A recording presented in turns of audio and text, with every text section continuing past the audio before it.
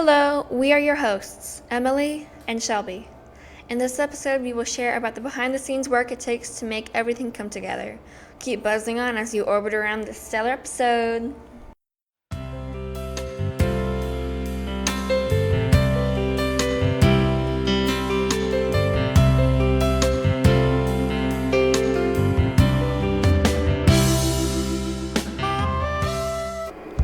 To create a perfect showcase, so much work has to happen behind the scenes. From extra work at home to extensive class discussions, PBL takes a whole lot of effort. One assignment, for instance, was creating a grid to map out our plan. The grid only fit up to 10 acres and our plot was 60. By using the skills we learned in person classes outside of PBL, we were able to scale down our plot of land to fit. While students account for the majority, our 4 teachers work even harder than us to create an overarching theme and tie in all of our PBL and in-person assignments. Their work first begins in the summer, once all the kids are away and our teachers come together for a committee. Deciding themes, groups, and assignments happens way before any of us ever think about walking back in the door for the fall semester. Here to tell us all about it is Ms. Jillian Chappell, the high school algebra teacher for Athens Renaissance. So, Ms. Chappell, how does PBL begin? With such diverse and complex themes every year, how do the teachers end up deciding what to do? Well, it usually starts with one seedling of an idea.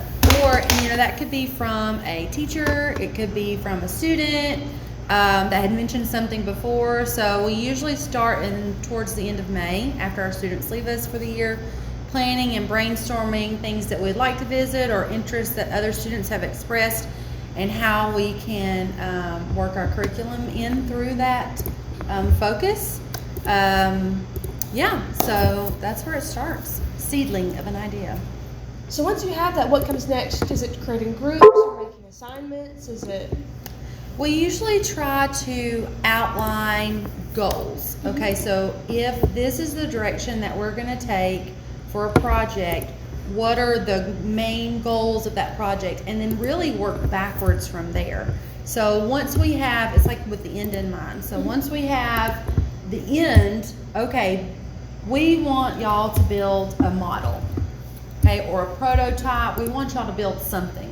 So now that we know that's kind of where we want to go with it, we start working backwards of how we're going to get there. So and then once we kind of have an outline, a general outline of what we're going to do, then we start creating groups. And the creating groups takes a very long time. We spend about 2 weeks visiting and revisiting the situation before we roll out PBL groups. So how do you eventually choose these groups? I know you just mentioned coming off the groups. How are they just put into a generator and sectioned? Are they assigned or? We've done both.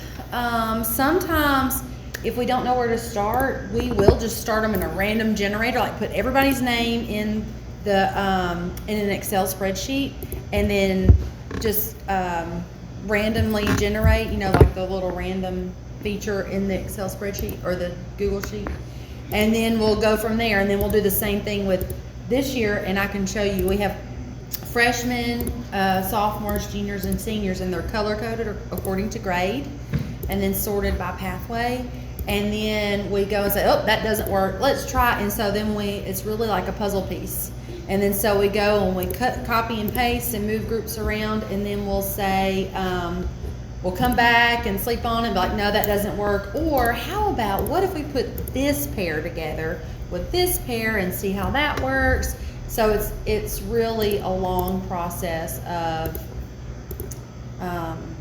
putting pieces of a puzzle together.